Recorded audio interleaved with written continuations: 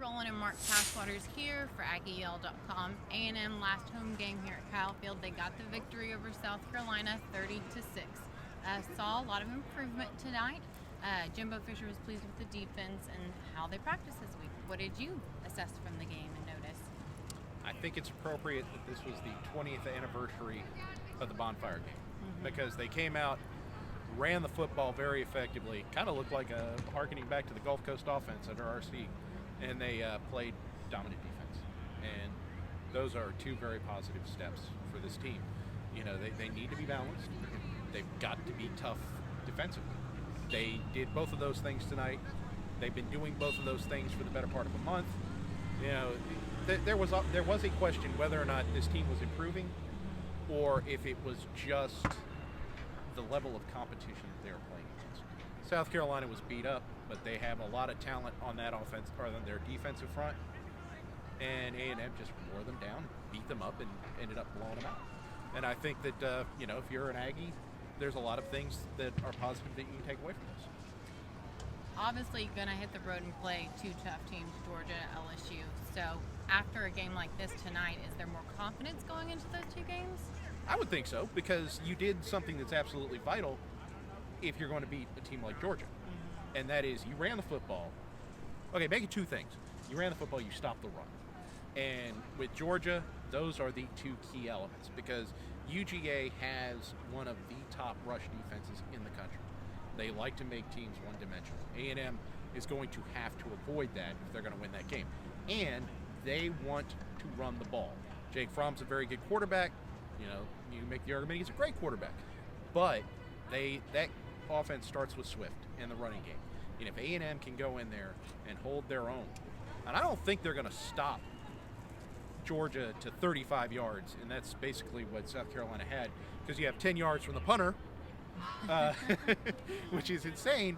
But if you can go out there and you can control one or both lines of scrimmage in the games like that, you're going to be okay. And with A&M and LSU, the key is keep the LSU offense off the field.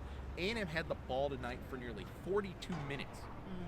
And, you know, they're probably not going to be able to do that against LSU.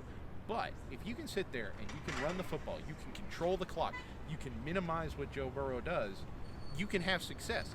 Ole Miss just put up 30 points in the second half against LSU. They still lost by 21, but they put up 30 points in one half. So that shows that defense can be beaten up on, and a lot of it is in the running game. So those are very important things for A&M to focus on, and I'm sure that you know, Jimbo Fisher doesn't need to be telling you that.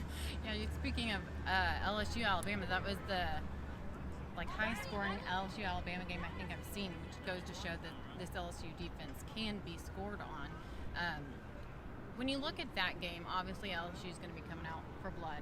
Oh yeah. Against A&M. It's at their home field this time in Baton Rouge. What are your expectations and thoughts going into that game? I think we'll know a lot more after next week. I mean, I'm going to punt on that question because A&M still got to go play Georgia.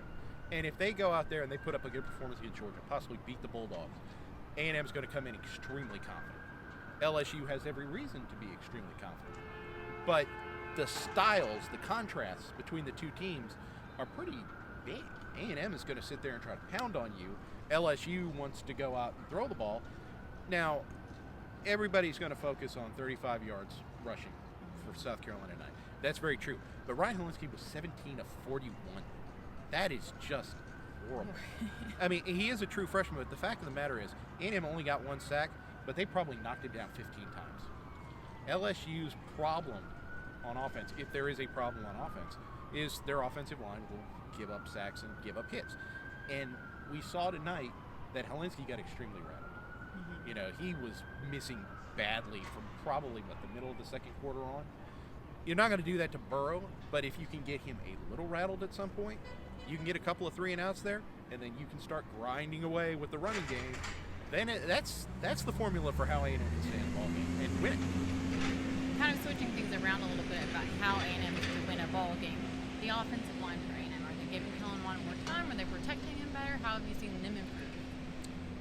They are doing much, much better in the running game. Mm-hmm. You know, they're doing a whole lot better in run blocking. I don't think there's any doubt about that tonight. You know, South Carolina has an excellent defensive front, and A&M basically just beat on it until it could not defend itself anymore. You know, late in the game, A&M ran away with that thing because those guys were just absolutely gassed. Yeah. But you know, Isaiah Spiller had a really good game before the fourth quarter. He was averaging 6.5 yards a carry. Kellen Mond's presence in the running game is something that teams have to account for. And now you've got Cordarian Richardson going out and going for 130 yards and 6 carries. You know, now you're giving teams an awful lot to think about. Now, pass blocking, they're still not good. And that's all I got to say about that. And early on in the game, Jalen Weidermeyer, he was like a one-man show out there. You know, it's remarkable. You take a look at the freshmen. Weidermeyer, Anaya Smith had a couple of big catches. Obviously Spiller going for 130 yards. And if you want to just expand it to newcomers, you know, Richardson didn't play last year, so he's a newcomer to this team as well. You know, all those guys had big nights. They were basically carrying the load for the veterans who, with maybe the exception of Osmond and Courtney Davis, you know, for a couple of big plays, basically took the night off. That's right. It was a big night for the team and also for the stands, the fans, and the recruits. It was an electric atmosphere to start the show. 6th largest crowd, I think, in Kyle Field history is what Alan Keenan said. Almost 105,000. So it was a good show for the recruits, and there were some big-time recruits here, as in Zach Evans, Damon DeMoss, and a couple other guys. So tune in to AggieL.com, and we will have all the latest updates for you. Mark Passwaters, Courtney Rowland, Aggie L.